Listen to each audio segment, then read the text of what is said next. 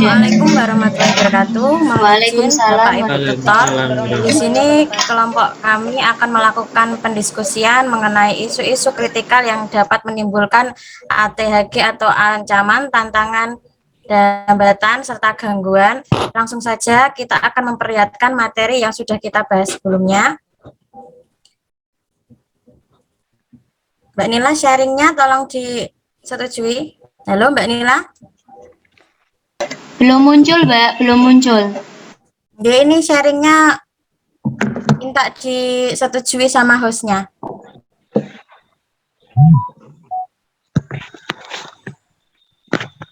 Nah ini, silahkan dibacakan Mbak Nila.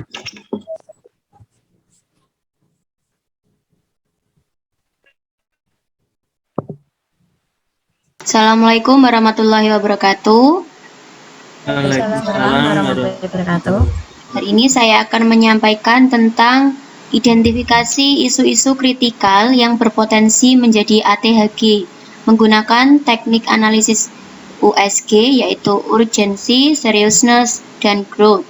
Urgency yaitu dilihat dari tersedianya waktu, mendesak atau tidak masalah tersebut diselesaikan. Seriousness atau keseriusan yaitu melihat dampak masalah tersebut terhadap produktivitas kerja, pengaruh terhadap keberhasilan, membahayakan sistem atau tidak, dan sebagainya. Kemudian growth, berkembang masalah, yaitu apakah masalah tersebut berkembang sedemikian rupa sehingga sulit dicegah. Kemudian untuk tabel parameter analisis USG yaitu yang pertama untuk skor 1, parameternya adalah urgensi, skornya 2, seriousness skornya 3, dan growth skornya 4. Untuk yang urgensi skor 1 yaitu isu tidak mendesak untuk segera diselesaikan. Kemudian untuk seriousness skornya 3. Itu isu tidak begitu serius untuk dibahas karena tidak berdampak ke hal yang lain. Dan skor 4, isu lamban berkembang.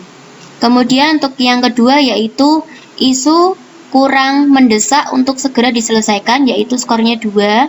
Kemudian untuk seriousness, isu kurang serius untuk segera dibahas karena tidak kurang berdampak ke hal yang lain, yaitu skornya 3. Dan skor 4 untuk growth yaitu isu kurang cepat berkembang. Kemudian yang ketiga yaitu urgensi, skornya 2, isu cukup mendesak untuk segera ke bawah, Mbak. Nggak lihat.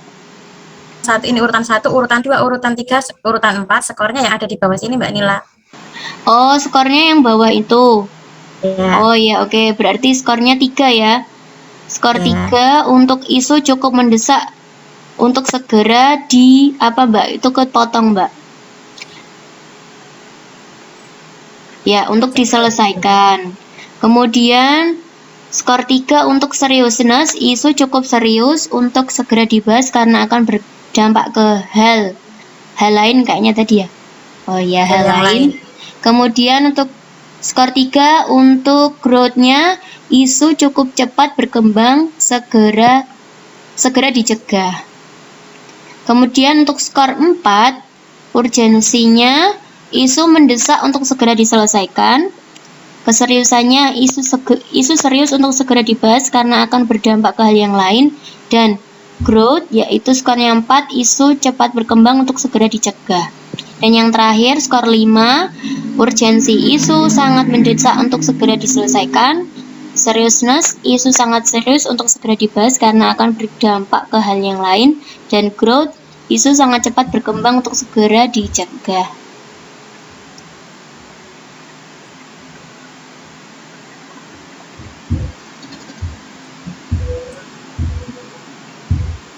Monggo yang selanjutnya.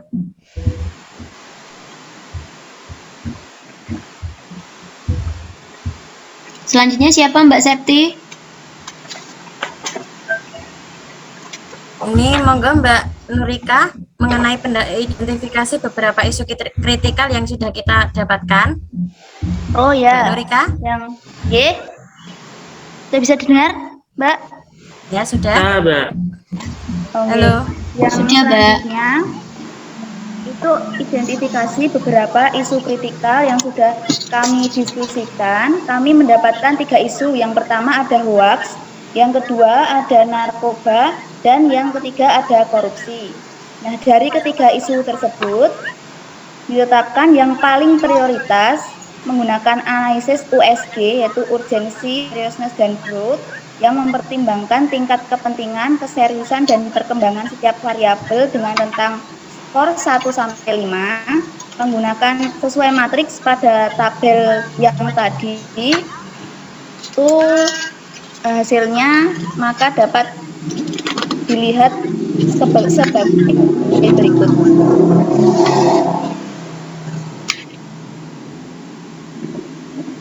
Nah, ini hasil dari identifikasi isu yang kami peroleh menggunakan. Untuk isu hoax, urgensinya kami skor dengan skor 2. Kemudian untuk seriousness-nya hoax kami di skor 3. Selanjutnya untuk skor hoax yang growth kita beri skor 2. Kalau dijumlahkan skornya ada 9. Yang kedua narkoba, untuk urgensinya skornya 4, seriousness narkoba skornya 4, kemudian growth untuk narkoba skornya 3. Kalau dijumlahkan itu 11.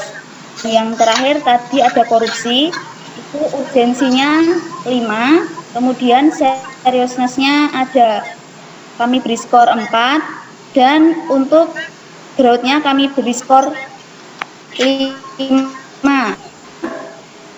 Mohon maaf, itu Grupnya 5, tidak ada 6. Nah, untuk jumlahnya sendiri dilihat dari yang ya itu skornya 5, dan untuk jumlahnya sendiri ketika kita peringkat itu yang pertama adalah korupsi. Maka dari itu kritikal mengenai korupsi. Monggo selanjutnya. Itu poinnya 6 apa Mbak Septi? Poin yang ke-6. Oh, ini iya salah ini. 5 Ini itu. oh salah isi tadi, Mbak. Isinya seharusnya ini tadi 5 ya? 5. Masalahnya cepat berkembang mengenai korupsi ini. Harusnya gini. Salah pengisian. Terus selanjutnya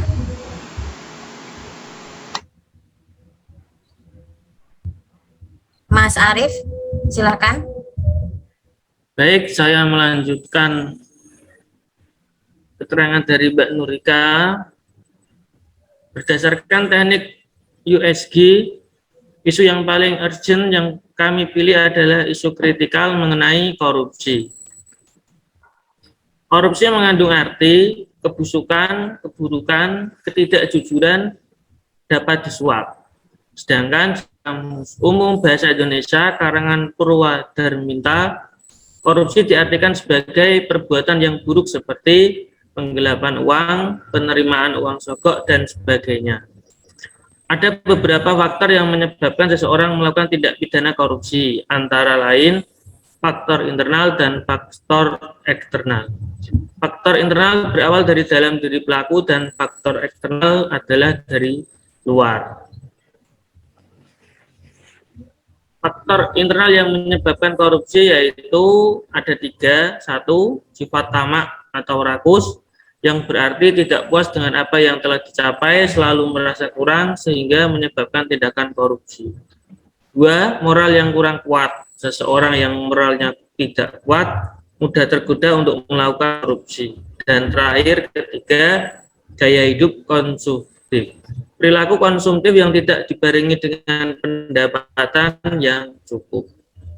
Kemudian faktor eksternal yang menyebabkan korupsi ada 6. 1. Faktor ekonomi, kurangnya gaji bagi pegawai.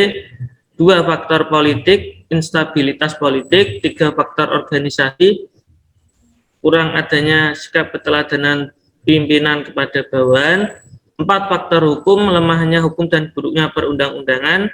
5 faktor politik, instabilitas politik. 6 faktor organisasi.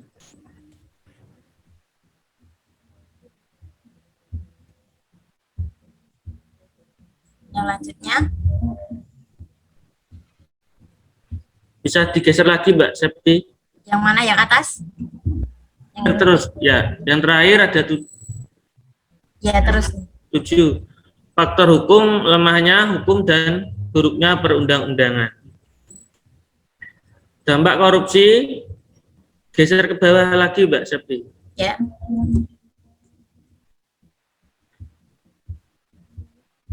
Dampak korupsi sangat berpengaruh buruk terhadap pembangunan dan kesejahteraan masyarakat. Korupsi berdampak menghancurkan tatanan bidang kehidupan masyarakat, berbangsa, dan bernegara, mulai dari bidang sosial budaya, ekonomi, serta psikologi masyarakat. Negara yang sangat kaya, banyak sumber kekayaan alamnya, namun jika penguasaannya korup, di mana sumber kekayaan yang dijual kepada pihak asing, harga-harga barang pokok semakin membumbung tinggi, bahkan terkadang langka di peredaran atau di pasaran karena ditimbun dan dimonopoli. Akibatnya, banyak terjadi kemiskinan dan kematian di sana-sini. Contoh lain, adanya bantuan-bantuan yang diselewengkan, dicuri oleh orang-orang korup sehingga tidak sampai kepada sasarannya. Ini sangat memprihatinkan sehingga masyarakat semakin sinis terhadap ketidakpedulian pemerintah yang akhirnya membawa efek yang sangat luas kepada sendi-sendi kehidupan sehingga munculnya ketidakpercayaan kepada pemerintah. Upaya yang dapat dilakukan untuk memberantas korupsi yaitu membangun sikap anti korupsi. Mengingat fenomena korupsi telah memasuki zona kebijakan luar biasa, maka pendekatan pemberantasan korupsi dipilih cara-cara yang luar biasa, extraordinary approach, dan tepat sasaran. Oleh karena itu, kita wajib berpartisipasi dengan menunjukkan sikap anti korupsi. Tindakan membangun sikap anti korupsi sederhana, misalnya dengan cara 1. Bersikap jujur dalam kehidupan sehari-hari dan mengajak orang-orang di lingkungan sekitar untuk bersikap jujur. Menghindari perilaku korupsi. Contoh, tidak membayar uang lebih ketika mengurus dokumen administrasi seperti KTP, kartu sehat, tidak membeli SIM, dan sebagainya. 2. Menghindari perilaku yang merugikan kepentingan orang banyak atau melanggar hak orang lain dari hal-hal yang kecil. Contoh, tertib lalu lintas, kebiasaan mengantri, tidak buang sampah sembarangan, dan sebagainya. 3. Menghindari konflik kepentingan dalam hubungan kerja, hubungan bisnis, maupun hubungan bertetangga.